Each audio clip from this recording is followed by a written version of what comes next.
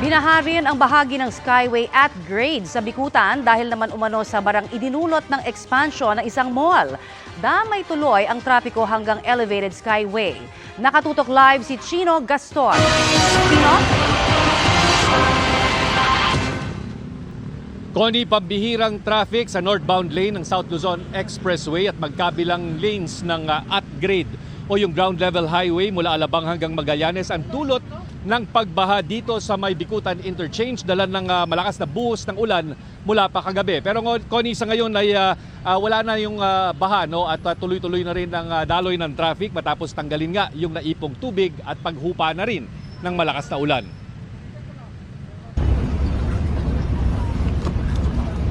Nagpistulang ilog ang West Service Road sa Parañaque pasado alas 7 kagabi. Aray. Mag-aalas 3 naman ng madaling araw kanina nang bahain ang Skyway at grade sa bahagi ng Bikutan. Ang resulta niyan, katakot-takot na traffic. Naku po. Halos wala ring paggalaw ang mga sasakyan sa Sales at Merville exit kaninang alas 6 ng umaga. Hanggang kaninang tanghali, kailangan tumigil ang mga sasakyang ito sa northbound lane ng Skyway at grade ground level sa ilalim ng Bikutan Interchange dahil sa malalim na baha. Ayon sa Skyway, abot na hanggang Santa Rosa, Laguna ang dulo ng traffic. Ang mga truck at ibang malalaking sasakyan ang kayang sumuong lang sa baha. Ang mga nangahas tumawid, gaya ng mga delivery truck na ito, tumirik.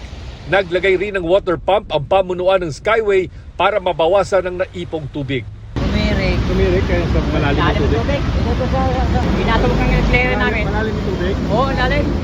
Paliwanag ng Toll Regulatory Board, nabarahan ang drainage ng Skyway at grade ng ginagawang expansion ng isang mall sa lugar. Meron po kasing expansion works na ginawa yung isang mall diyan na tinamaan po yung ating drainage outfall to the creek from the east to the west. Kaya nagbara po yan.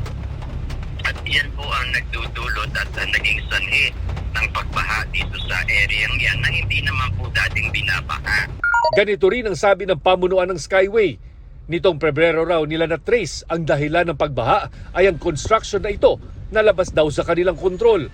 Para raw mapabilis ang pagbaba ng tubig sa lugar, nagpahiram daw sila ng equipment para mahigop ang baha. Sinisika pa naming kunin ang panig ng mall.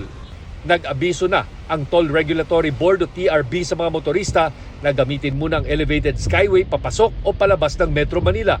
Yun nga lang, sa rami ng mga sasakyan, nakaranas din ang pagbagal ng daloy ng traffic sa elevated Skyway, partikular sa northbound lanes.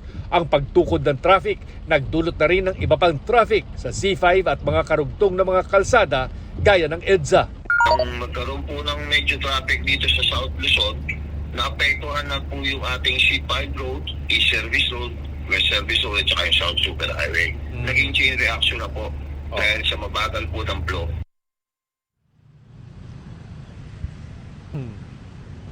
Connie, patuloy ang pakikipag-ugnayan ng Skyway sa DPWH at maging sa private sector stakeholders na minamadali na raw yung construction sa bahaging nakakaapekto dito sa drainage ng at-grade at ng Skyway na inaasahan namang makukumpleto bago matapos ang Hulyo.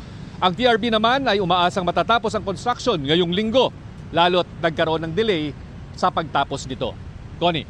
Maraming salamat, Chino Gaston. Good news mga kapuso! Maaari niyong mapanood ang 24 oras at iba pa naming mga newscast sa aming YouTube channel.